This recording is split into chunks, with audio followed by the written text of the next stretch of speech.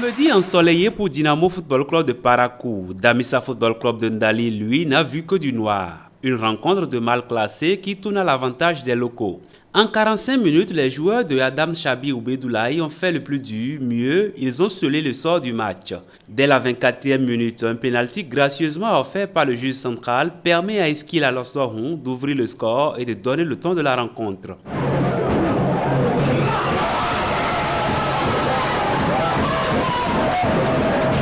Damissa essaie très vite de revenir au score, mais à la 40e minute, Mohamed Moussa porte un coup fatal au moral de ses coéquipiers et Orubata Ganiou en profite pour corser l'addition. 2-0.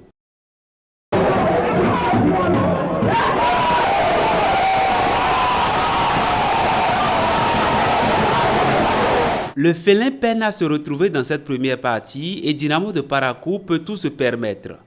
Une nouvelle erreur défensive et le dossard 8 des locaux porte la note à 3. Eskil Alosorhon s'offre un doublé pour sécuriser la première victoire de son équipe dans ce championnat.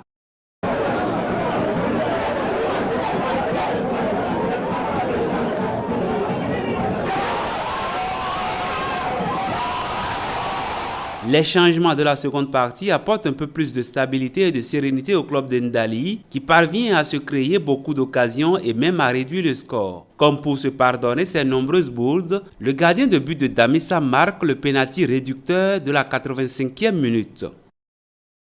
3-1, Dynamo bat Damissa au grand étonnement de bon nombre de spectateurs. Une victoire qui vient à point nommé pour lui permettre de relancer son championnat. Damissa recule au classement. Le félin fait un pas en arrière, un nouveau pas, certainement le dernier, pour mieux rebondir. Beke Football Club de Bembereke poursuit son sans faute dans ce championnat. En déplacement sur le nouveau stade Omnisport de la cité de Kwetoni, les guerriers ont semé la confusion et installé le doute au sein de la tanière des Panthères. Pourtant, à l'entame de ce derby, les protégés du président El Hadj Raji, obsédés par une première victoire, assiègent la moitié du terrain de Beke et multiplient les assauts offensifs. Beke se tait dans sa défense, subit les coups de boutoir de l'adversaire et laisse passer l'orage. Les Panthères, dominateurs en cette première partie, ne parviennent pas à ouvrir le score.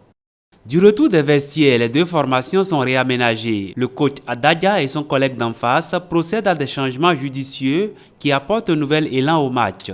À l'heure de jeu, Panthère délivre ses spectateurs. Adjouo Ibrahim marque à la 56e minute et le public exulte.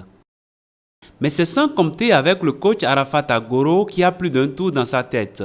À 10 minutes de la fin du match, comme ce fut le cas contre Damissa, Beke rétablit la parité par l'entremise de son attaquant Romeo da Costa. 8 minutes plus tard, Panthère concède un pénalty et permet aux visiteurs d'aggraver le score puis de remporter le gain de la partie. En 10 minutes, Djougou et son public sont passés de la joie à la tristesse.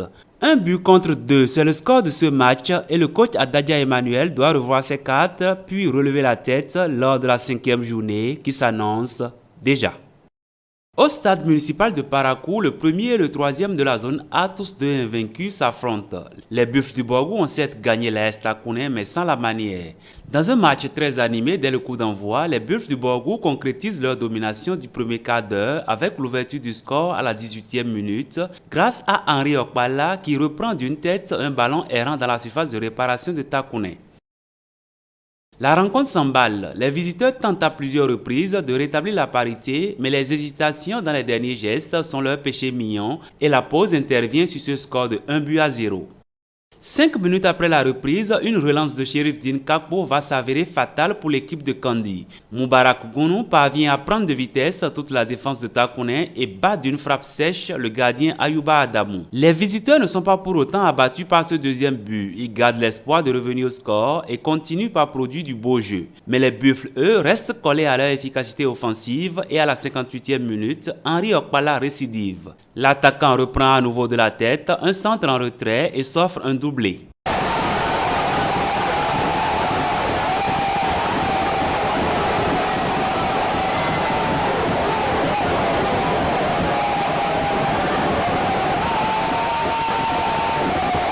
3-0, la messe est dite et dans ce match comptant pour la 3e journée de la Ligue professionnelle du Bénin, l'expérience des Buffles a eu raison de la jeunesse de Takounen.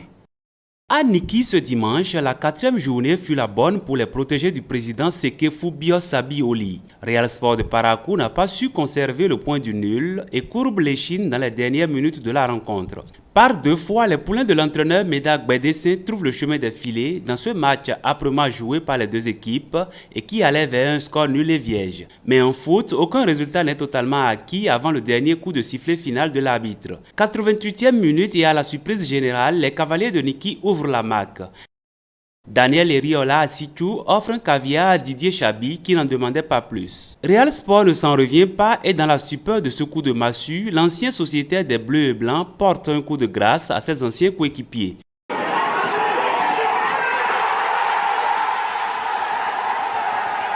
Adam Rufai marque le second but à la 91e minute et scelle la victoire de Niki. Avec cette première victoire, les Cavaliers pointent désormais à la 4e place en attendant d'affronter la panthère blessée de Ndali.